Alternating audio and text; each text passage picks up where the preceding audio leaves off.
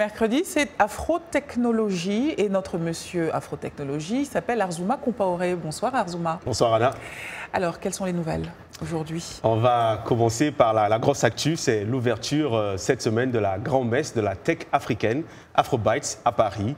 En effet, ils viennent du Japon, du Nigeria, de l'Éthiopie, de la Silicon Valley, d'un peu partout en Afrique pour participer à cette grande conférence qui rassemble la quasi-intégralité des écosystèmes tech africains.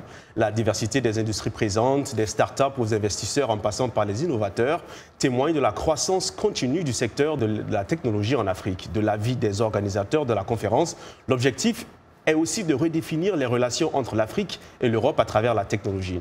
Une conférence qui prouve une fois de plus la place importante qu'occupe la technologie ou le continent dans l'univers tech mondial. Et pour paraphraser Amin Youssouf, le PDG de Afrobytes, aujourd'hui la nouvelle matière première de l'Afrique, c'est la donnée. Oh, je sais d'où vient ce surplus d'enthousiasme. Vous aimeriez être à Afrobytes au moment où nous parlons. Tout à fait. Allez, restons sur le focus de la semaine. C'est un ingénieur camerounais de 48 ans, PhD en robotique et contrôle optimal. Il s'appelle Séverin Kézu, diplômé de l'École polytechnique de France en automatisation industrielle et robotique. Il est l'inventeur d'un système unique anti-collision appelé Navigator, configurable avec tout type d'équipement mobile, voitures, avions, grues, barrières de sécurité, trains, etc. Son invention a été classée Key French Technology, un label réservé aux innovations considérées comme stratégiques pour la France. En 1991, il remportait déjà le prix national de l'invention et de l'innovation décerné à l'ANVAR. L'inventeur a déjà fourni des services à des entreprises comme Liber, Alstom, Bouygues, etc. Anna, ce pionnier de l'Internet des objets, a réussi en quelques années seulement à positionner sa société SK Solutions comme un leader mondial dans le domaine des prévisions anti-collusion et de l'optimisation de la gestion des processus chantiers pour sauver des vies. Alors aujourd'hui, Navigator est utilisé dans plusieurs pays, États-Unis, Royaume-Uni,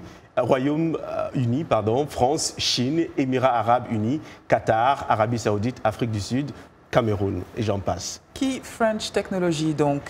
Et pour finir, on finit par le meilleur, folie d'invention. Une application pour interpréter les pleurs de bébés. Oui.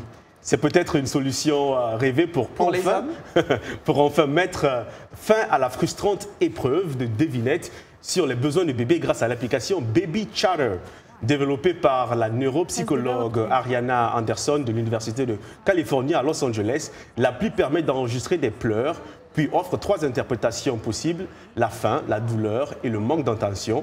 Les créateurs disent que le but est d'aider l'application à améliorer les interprétations au fur et à mesure des enregistrements et d'en dégager les émotions correspondantes. Selon la créatrice Anna, l'application peut aussi aider les parents malentendants.